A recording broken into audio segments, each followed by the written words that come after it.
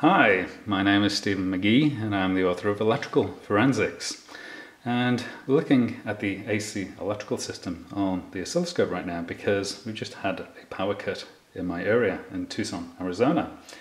And I'm going to talk about the oscilloscope in a moment. But first of all, I'm going to show you the setup that we have for reading this particular measurement with the oscilloscope that we're performing for stray voltage. And we have this AC power strip. It's plugged into the AC outlet in the wall, and out of it we're bringing out the three cables of the AC electrical system. So I'm going to move the camera down a little bit so you can see what's going on with the probes. So the red cable is going to the red channel on the oscilloscope, and that's reading AC volts, which is 0 right now. If you look in the oscilloscope later, you'll see that there's a red waveform and it has flatlined because it has no voltage. So the green here is connected to the reference of the probes, and that is the AC electrical system ground. And the yellow probe is connected to a non-electrified ground rod in my back garden, which is giving us the reference for the stray voltage measurement. So I'm going to zoom in and we can see what's going on with the oscilloscope on the system right now. So right now in there you can see that there's a red waveform. That's flatlined, and that's the AC voltage, so we have no AC voltage on the system right now.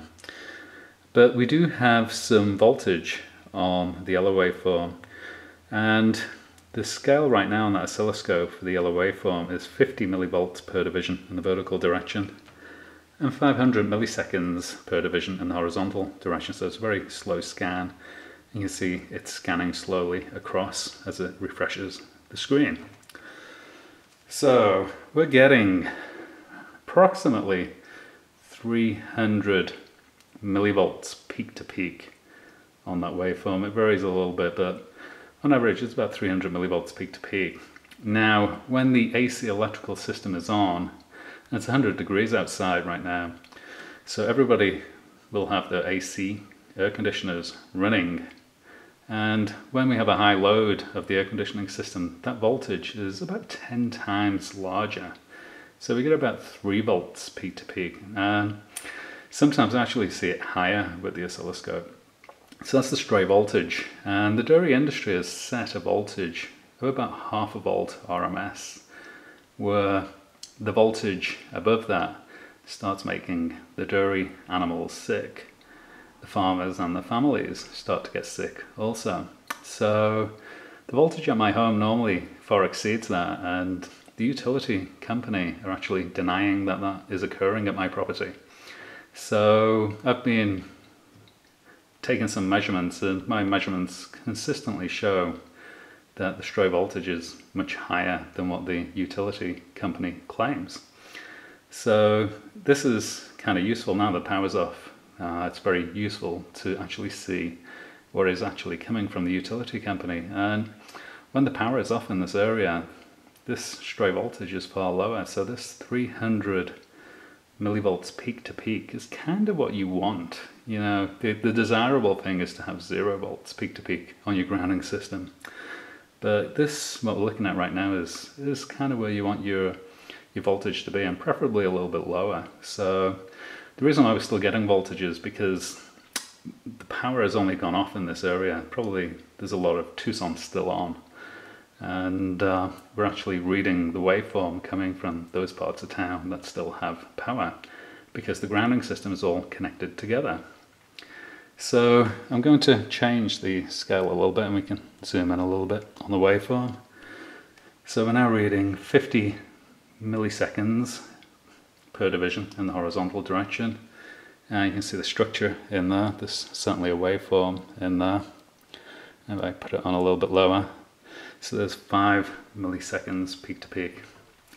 So that's stray voltage on my home system during a power cut. I thought it was very interesting that it's far lower and that there's still some frequency in there even though the power system is off throughout the entire area, and it confirms my measurements that the stray voltage actually originates at the utility system, and when the utility system is off, the stray voltage is far lower. So the red waveform is the 120 volts AC. The yellow waveform is the grounding system.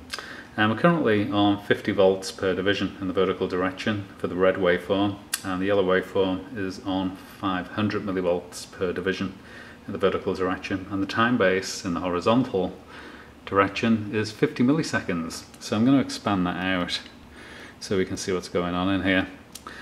So there we go, we have a single AC waveform cycle, and we can see that the grounding system in the yellow is actually following it, and the yellow goes up and down with the loads on the system, and it's far higher than what it was when the electrical system is off.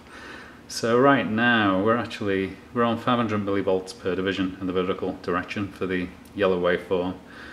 So that means we're getting about 3 volts peak to peak on that yellow waveform. And it's a very high voltage to have on your electrical grounding system. And once you have a voltage like that on your electrical grounding system, it can go all over the place. All your grounded appliances will have that voltage on their cases. And from the electrical grounding system, you may actually find that your tiled floors are actually electrified with a similar voltage.